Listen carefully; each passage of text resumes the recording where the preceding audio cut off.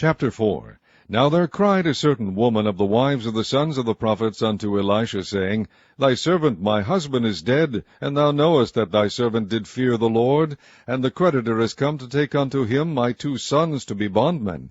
And Elisha said unto her, What shall I do for thee? Tell me, what hast thou in the house? And she said, Thine handmaid hath not anything in the house save a pot of oil. Then he said, Go, borrow thee vessels abroad of all thy neighbors, even empty vessels, borrow not a few. And when thou art come in, thou shalt shut the door upon thee and upon thy sons, and shalt pour out into all those vessels, and thou shalt set aside that which is full. So she went from him, and shut the door upon her, and upon her sons, who brought the vessels to her, and she poured out. And it came to pass, when the vessels were full, that she said unto her son, Bring me yet a vessel. And he said unto her, There is not a vessel more. And the oil stayed. Then she came and told the man of God, and he said, Go, sell the oil, and pay thy debt, and live thou and thy children of the rest.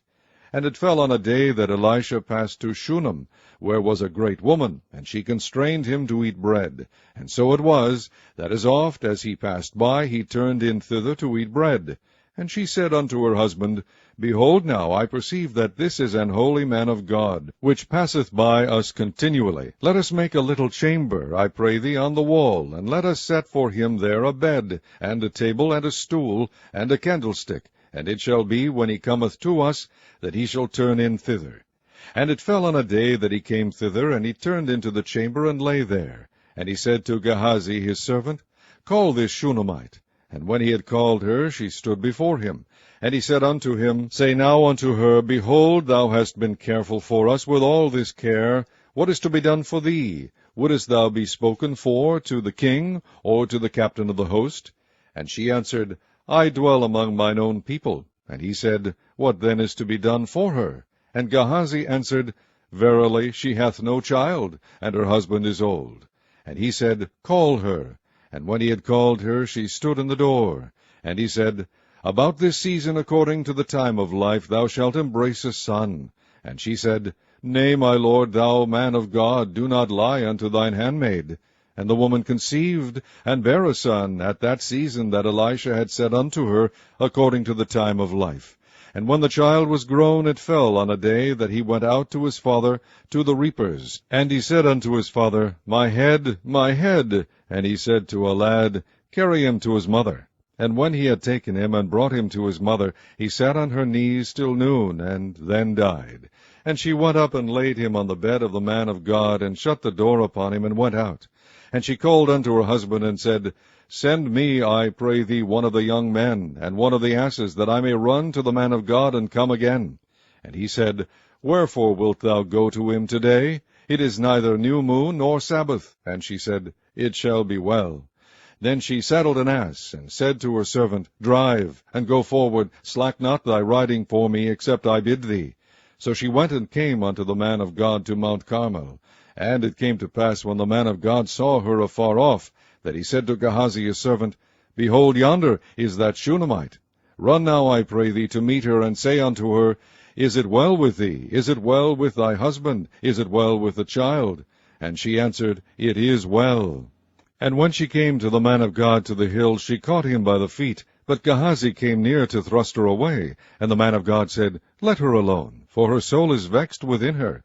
And the Lord hath hid it from me, and hath not told me. Then she said, Did I desire a son of my Lord? Did I not say, Do not deceive me?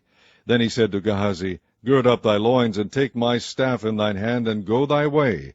If thou meet any man, salute him not, and if any salute thee, answer him not again. And lay my staff upon the face of the child.